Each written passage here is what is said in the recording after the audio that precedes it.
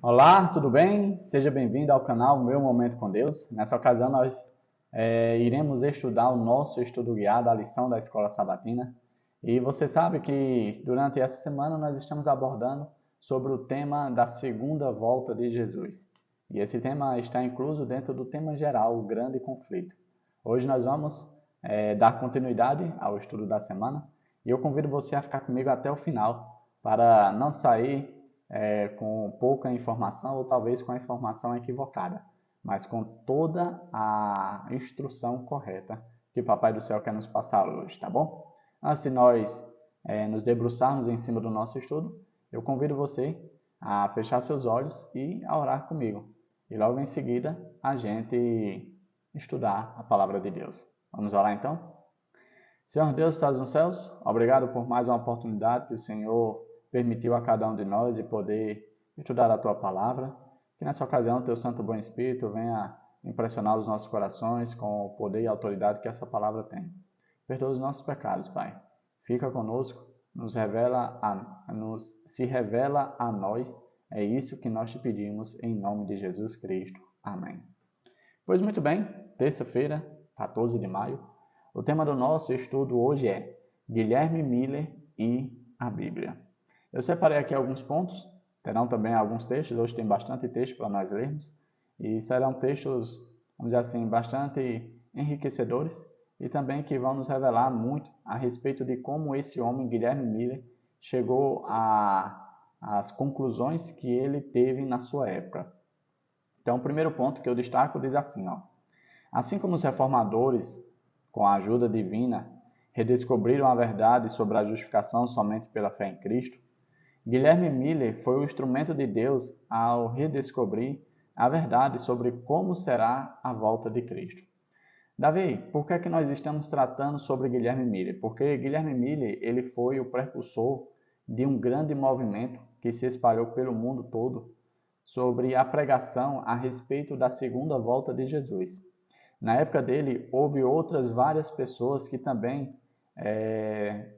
não tiveram acesso, mas que também chegaram a essa mesma conclusão. Teve uma pessoa aqui na América do Sul, outras pessoas espalhadas por outras partes do mundo. Ou seja, Deus levantou homens nesse tempo para redescobrir a importância dessa mensagem sobre a segunda volta de Jesus. E como foi que isso aconteceu, Davi? Eu vou trazer alguns textos aqui que irão responder a essa pergunta. O primeiro texto está no livro de Isaías, capítulo 28, verso 9 ao 10, que diz: quem é que está tentando ensinar? Eles perguntam. A quem está explicando a sua mensagem? As crianças desmamadas e a bebês recém-tirados do seio materno? Pois o que se diz é: ordem sobre ordem, ordem sobre ordem, regra e mais regra, um pouco aqui e um pouco ali. Provérbios 8, verso 8 ao 9 diz: todas as minhas palavras são juntas, nenhuma delas é distorcida ou perversa. Para os que têm discernimento, são todas claras e retas para os que têm conhecimento. João 16, verso 13. Mas quando o Espírito da verdade vier, ele os guiará a toda a verdade. Não falará de si mesmo, falará apenas o que ouvir, e lhes anunciará o que está por vir. 2 Pedro, capítulo 1, verso 19 ao 21.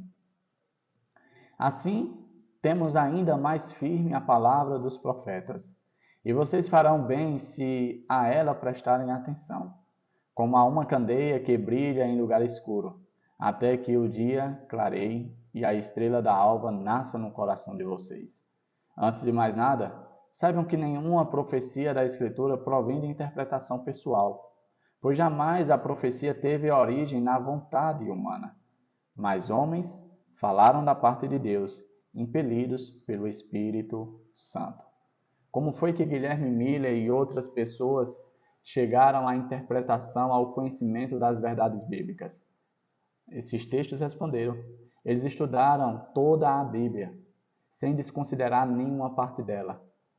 O Espírito Santo é o agente que nos ensina a Bíblia. Por isso que toda vida antes de nós estudarmos, eu convido você a fazer a oração e a buscarmos a presença do Espírito Santo. pois é pelo poder do Espírito Santo que nos dá entendimento à verdade, nos dá discernimento, como foi apresentado aqui nos textos, que nós chegamos a um entendimento correto a respeito da Bíblia. Algumas pessoas estudam a Bíblia, ou melhor dizendo, leem a Bíblia de maneira errada, chegam a conclusões equivocadas. Por exemplo, abrem a Bíblia de maneira aleatória, leem um texto e ali tiram a sua interpretação. Esse não é a forma correta. A Bíblia deve ser estudada. Guilherme Miller, quando começou o seu estudo, ele começou pelo livro de Gênesis e percorreu todos os livros da Bíblia. Tinha um caderninho onde ele tomava nota das coisas importantes que chamavam a atenção a ele, que lhe impressionava, e ali ele comparava com outros textos, e ali ele tinha um acesso mais amplo sobre aquela informação. A Bíblia em nenhum momento, em nenhuma etapa, em nenhum contexto, ela se contradiz. Por que, Davi? Por mais que tenha sido escrita por vários homens, em vários períodos e tempos diferentes, o agente que estava por trás desses homens era o Espírito Santo. Por isso não existe contradição na Bíblia. Algumas pessoas tentam tirar textos fora de contextos para dizer que a Bíblia está equivocada, está ultrapassada, que homens utilizaram do seu conhecimento pessoal para dizer o que bem queriam dizer. Sabe? Não é dessa forma. Um outro ponto que eu destaquei diz assim, quando Miller comparou verso com versos, os mistérios da Bíblia foram abertos a ele. Ele procurou a verdade como alguém que busca um tesouro escondido e foi recompensado. O Espírito Santo abriu a palavra de Deus ao seu entendimento. Ele examinou as profecias com a mesma diligência com que estudava as outras passagens bíblicas. Veja que o Espírito Santo abriu o entendimento de Guilherme Miller. Sabe? O Espírito Santo ele não seleciona pessoas para revelar as suas preciosas verdades.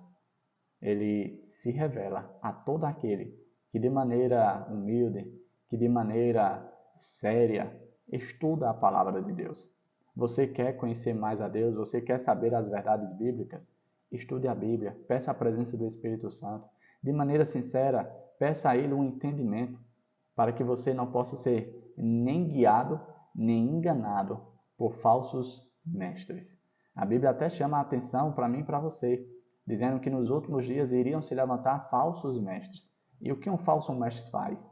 Ensina mentiras. Se você não quer ser massa de manobra, ou seja, guiado para um buraco sem fim, que você possa fazer o seu próprio estudo, assim como o Guilherme Miller fez. Vá, medite na sua palavra, aproveite que ela está à sua disposição. De maneira simples, estude a Bíblia, peça a presença do Espírito Santo e com certeza você vai chegar a todo o entendimento que Deus reserva para cada um de nós. Outros textos foram apresentados aqui, falando a respeito sobre a compreensão das profecias bíblicas. O primeiro texto está no livro de Daniel, capítulo 1, verso 17, que diz assim: A esses 4 jovens, Daniel e seus amigos, a esses 4 jovens, Deus deu sabedoria e inteligência para conhecerem todos os aspectos da cultura e da ciência. E Daniel, além disso, ou seja, além dessas capacidades, além disso, sabia interpretar todo tipo de visões e sonhos. Daniel, ele recebeu um dom especial. Que dom era esse, Davi? Daniel interpretava visões, Daniel interpretava sonhos, Daniel tinha o dom do espírito de profecia. Ou seja, Deus se revelou de forma profética para Daniel. Olha esse outro contexto que está no livro de Daniel também. Está no capítulo 2, versículo 45. Esse é o significado da visão da pedra que se soltou de uma montanha, sem auxílio de mãos. Pedra que esmigalhou o ferro, o bronze, o barro, a prata e o ouro. O Deus poderoso mostrou ao rei o que acontecerá no futuro.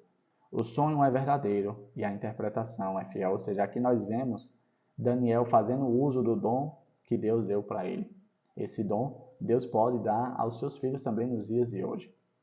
1 Pedro, capítulo 1, versículo 10 ao 11, que diz: Foi a respeito dessa salvação que os profetas que falaram da graça destinada a vocês investigaram e examinaram, procurando saber o tempo e as circunstâncias para os quais apontava o Espírito de Cristo, que neles estavam, quando lhes predisse o sofrimento de Cristo e as glórias que se seguiram àqueles sofrimentos.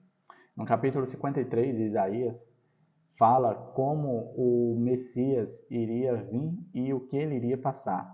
As pessoas que estavam abertas ao Espírito Santo entenderam perfeitamente. Inclusive, essa informação não estava retida apenas ao povo de Deus.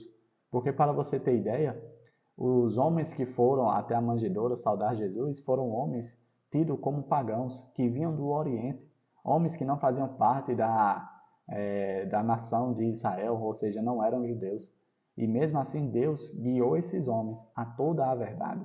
Ou seja, a verdade ela não está retida ou contida em uma religião, em uma denominação, mas está disponível a todo aquele que de maneira humilde, de maneira sincera, busca conhecer a Deus por meio do estudo da Bíblia Sagrada. Um outro contexto apresentado aqui no livro de Apocalipse, capítulo 1, do verso 1 ao 3, diz assim: Revelação de Jesus Cristo, que Deus lhe deu para mostrar aos seus servos, o que em breve há de acontecer. Ele enviou o seu anjo para torná-lo conhecido ao seu servo João, que dá testemunho de tudo o que viu, isto é, a palavra de Deus e o testemunho de Jesus Cristo. Feliz aquele que lê a palavra desta profecia, e felizes aqueles que a ouvem e aguardam o que nela está escrito, porque o tempo está próximo. Muitas pessoas têm receio ou medo de ler o livro de Apocalipse, por conta dos símbolos ali apresentados e por não entenderem o que significam, pensam que se trata de coisas ruins. Mas logo no início do livro, a gente vê que, na verdade, o livro de Apocalipse é uma bênção para mim e para vocês. É uma demonstração, uma carta de amor. Por que, Davi? Porque é uma revelação de Jesus Cristo para todos nós que meditamos nesse livro. Como nós podemos entender? João foi o instrumento de Deus utilizado para escrever esse livro, e ele, por meio de símbolos, ele também explica cada símbolo. E mais à frente a gente poderá discorrer mais sobre o porquê do livro de Apocalipse, do livro de Daniel, ou seja, livros de profecias apocalípticas, se utilizam de símbolos. Vamos avançar no nosso estudo. Eu separei aqui mais alguns pontos e diz assim, ó: os símbolos nos livros proféticos não estão fechados em mistério. Deus nos deu sua palavra para nos preparar para os eventos que em breve ocorrerão. Você acha que Deus iria revelar essas profecias, esses símbolos, e não teria uma forma de entender? Existe uma forma de entender. As pessoas tentam tirar da própria mente o significado e a interpretação desses símbolos, dessas profecias apocalípticas. Mas sabe, estão fazendo uso indevido e da forma errada. De onde nós devemos tirar a interpretação para as profecias bíblicas, Davi? Da própria Bíblia. A própria Bíblia responde às profecias. Veja aqui, por exemplo, alguns dos símbolos que a própria Bíblia responde. As bestas representam reis e reinos. Sabe as bestas que aparecem tanto no livro de Daniel como no livro de Apocalipse? Elas representam reis e reinos. Davi, de onde você tirou isso? Está lá no livro de Daniel, capítulo 7, versículo 17 e 23. O vento representa destruição. Davi, de onde você tirou isso? No livro de Jeremias, capítulo 49, versículo 36. As águas representam povos ou nações. Onde é que está isso, Davi? Apocalipse 17, versículo 15. Uma mulher representa a igreja. A gente vê isso no livro de Jeremias, capítulo 6, verso 2, Efésios, capítulo 5, verso 22 ao 32. Um dia profético equivale a um ano literal. Onde é que está isso, Davi? Números, capítulo 14, versículo 34 e Ezequiel, capítulo 4, versículo 6. Veja que são apenas exemplos e símbolos que aparecem nas profecias bíblicas, nas profecias apocalípticas, que a própria Bíblia diz o que significa. Como a gente poderia chegar à verdadeira interpretação? Somente com o estudo diligente da palavra de Deus. Não de partes da Bíblia, mas de toda a Bíblia. Quando Miller aplicou esses princípios de interpretação, ficou surpreso com o que descobriu em relação ao que acreditou ser o momento do retorno de Cristo. Guilherme Miller estudou ali a profecia das 2.300 tardes e manhãs que está contida no livro de Daniel, e quando ele fez a datação certinha, fez a interpretação, fez a aplicação de todos os eventos históricos, ele chegou a uma data. E ao chegar nessa data, ele entendeu: quando o santuário for purificado, será o dia que Jesus vai voltar. Foi essa a conclusão que ele chegou. Parte da interpretação de Miller estava errada. Não era o dia da volta de Jesus. Iria acontecer outra coisa, mas o dia estava correto, o ano estava correto. Jesus não voltou naquele dia, mas algo aconteceu naquele dia. E eu creio que no estudo de amanhã nós vamos descobrir juntos, tá bom? Chegamos ao fim, ao nosso estudo guiado. Hoje nós conhecemos o personagem, muito importante para a parte das profecias bíblicas. Ele ficou bastante conhecido no tempo dele. E nós também chegamos ao conhecimento da forma como ele estudava a Bíblia. E é a mesma forma que eu e você também devemos estudar a Bíblia. E quando nós fizermos isso, Papai do Céu, por meio do seu Espírito Santo, vai se revelar a cada um de nós. Vai apresentar toda a sua verdade. E assim nós teremos discernimento, conhecimento, sabedoria, para tomarmos as escolhas que condizem com a vontade de Deus. Que você possa ser abençoado por Deus, que você possa retornar aqui amanhã, que Papai do Céu possa lhe proteger de todo o mal. E no mais, é isso. Até a próxima e tchau, tchau.